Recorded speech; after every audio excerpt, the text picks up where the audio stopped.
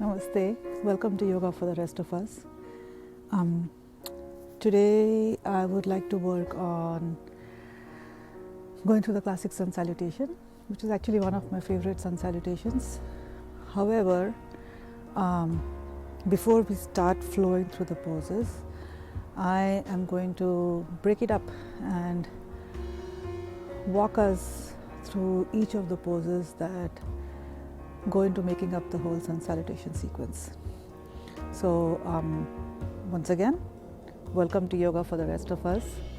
And at some other point in time, I'll tell you why I came up with this with the name Yoga for the Rest of Us, and what is kind of the story behind it. But for now, let's look at the various poses that go in to make the sun salutation classic version. Before we begin, let's bring our hands together, palms together at heart center, here in the middle, and just bow down. Take a few seconds or a minute and set the intention. My intention for today is to keep practicing, because some days you don't feel like getting on your mat and doing what you need to do for yourself, but you still need to do it regardless. So that's my intention for the day, to continue with my practice and to reap the benefits of the yoga that I will be doing today. Before I break up the poses, I'm going to demonstrate one round of sun salutation, which is the classic version. There's actually three versions of the sun salutation. There is sun salutation A, then there is B, which is a slightly longer one, which incorporates the warrior 1 and 2 poses, and then there is a classic sun salutation, which is what I'm going to demonstrate today. Okay. So for this, you begin at the top of the mat. Inhale, exhale, forward fold. Inhale, halfway lift. Exhale, forward fold. Inhale, step back.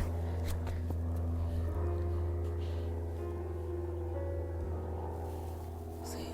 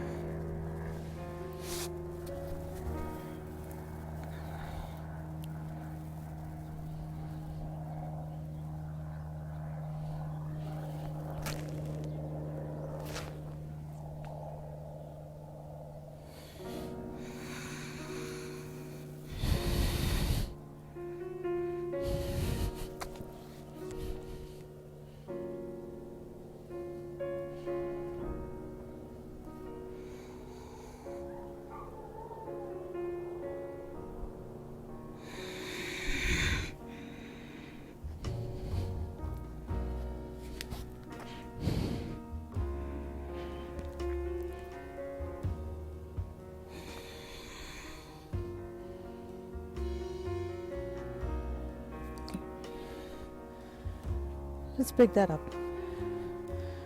To begin with, you begin in Tadasana. Tadasana or mountain pose. Place your arms by your sides, shoulders wide, slightly back, away from your ears, your spine straight, and engage your muscles. Engage the muscles in your thighs, your quadriceps, and stand tall with your muscles active. This is Tadasana or mountain pose. So we begin with Tadasanas, and then we go into Talasana, which is your feet together, hands over your head. That's Talasana.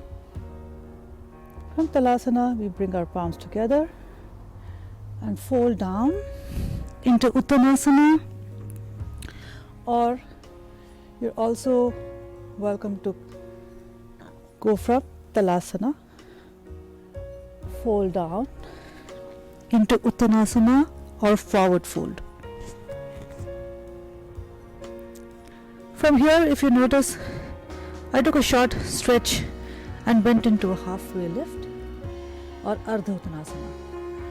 In Ardha Uttanasana, your back remains flat and you can keep your feet flat on your hands flat on your shin, or you can have your fingertips touch the mat in front of you to the sides of your toes, and your gaze should be forward. From here, come back into Uttanasana, where your head, the crown of your head is towards the ground. Now from here, I step back, making sure that my knee does not go over my toes and it stays in a straight line. And then I open my shoulders away from my ears and my chest wide open. Now from this low lunge, I drop my knee. I can keep my toes tucked for support and balance, or I can place my foot flat with the top of my feet or my foot flat on the ground.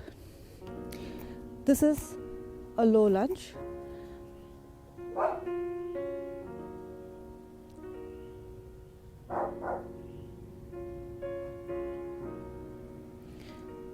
From here, I bring my gaze upwards and lift my hands over my head with a slight back bend in my back and come into Anjaneyasana, which not only stretches your quads but also gives you a back bend, strengthens your spine, improves your balance, and your gaze should be upwards. From here, the next pose is I tuck my toes,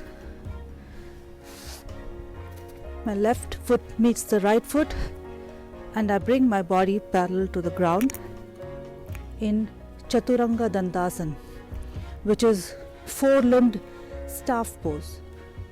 So my hands are on the mat, my toes are on the mat, and my body is parallel. So your body shouldn't be like this or like this. You should be balancing and holding with your core.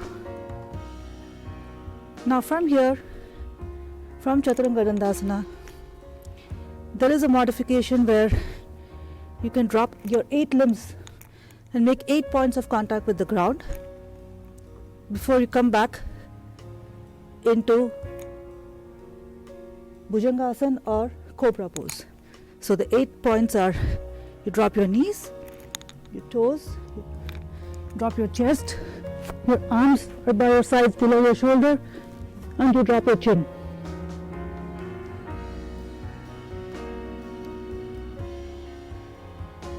So from here, you slide forward with your hands below your shoulders, close to your body, and lift up gently. This is Bhujangasana or Cobra pose. Here, your body bends backward slightly, and your gaze goes upwards if it allows you to. Now from here, I tuck my toes. And then I lift up on my hands, lift my hip, and come back on my feet into downward facing dog. So this pose is called downward facing dog or Adho Mukha Svanasana. So this is downward facing dog. From here, I lift my right leg high up again and bring it gently in between my hands. Now once you're here, adjust your foot first so that your knee doesn't go over the toes. And then drop your left foot, adjust your leg or your foot again if you need to. Keep your toes tucked or rest on the top of your foot, left foot. From here, resting on the fingertips, open your chest, shoulders back, and come back again into Anjaneyasana. Good if you remembered. by lifting your hands over your head, engaging your muscles, engaging your core, and bringing a gentle back bend into your spine. And I can see the planes overhead that are making so much noise just at the time when I want to explain the yoga poses to you. From here, bring your hands back down, tuck your left toes, lift your left knee off the ground, and bring your left foot to meet the right foot, folding forward in, do you remember, Uttanasana, or forward fold with the crown of your head towards the ground. You can bend your knees if you need to. You don't lock your knees straight. Always have a micro bend in your knees, or bend them as much as you need to access the pose. If you like, you can also get a block in front of you, or one block on each side, so that you can place your palms on the blocks and make contact with the ground. Look down. Uttanasana. Come up into Talasana. Talasana with your hands over your head. Bring your palms together into Anjali Mudra, which is Anjali Mudra, and gently place your feet a little less than hip width apart and come back into Tadasana or mountain pose. I hope that broke down the poses for you a little bit more clearly, so that the next time you move into them and you hear them, you will be able to follow along more effectively. And let's do that one more time. Let's flow through the classic salutation one more time. If you noticed, a lot of the yoga sequences, they begin with a few rounds of sun salutation. You know, which sun salutation you flow through, it depends on the teacher and the sequence and the intensity of the sequence. But for me, I usually prefer the classic sun salutation because it gives me a mix of stretches, it's gentle, and it also builds strength. Okay, let's go again. Tadasana, Tadasana, Talasana, Uttanasana,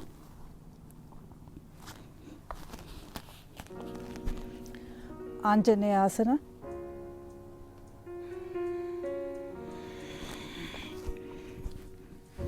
Chaturanga Dandasana.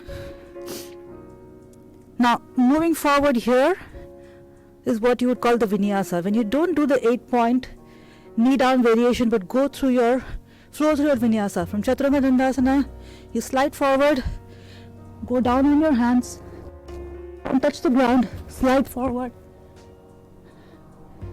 and then come up with your with your abdomen slightly off the ground, and this is upward facing dog or Urdhva Mukha Svanasana. From here, tuck your toes, come back into downward facing dog or Adho Mukha Svanasana. Again, leg lifts up, and now you know what this is. Come into Anjaneyasana again.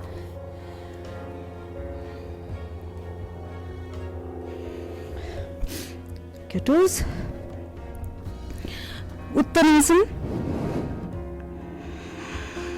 Talasana, Samasthiti, Tadasana. A Suryanamaskar or sun salutation is typically performed early in the morning as a way of paying respect to the sun. However, in this day and age, it is difficult to always practice your Suryanamaskar in the mornings. Sometimes it's okay if you would like to flow through the Suryanamaskar on a day when you don't have the time to come to your mat for a longer practice, or at other times when you would like to warm up before a longer, more intense sequence. I hope this has helped you understand the Suryanamaskar poses better, and I look forward to bringing you more videos to help you with your yoga practice. Namaste.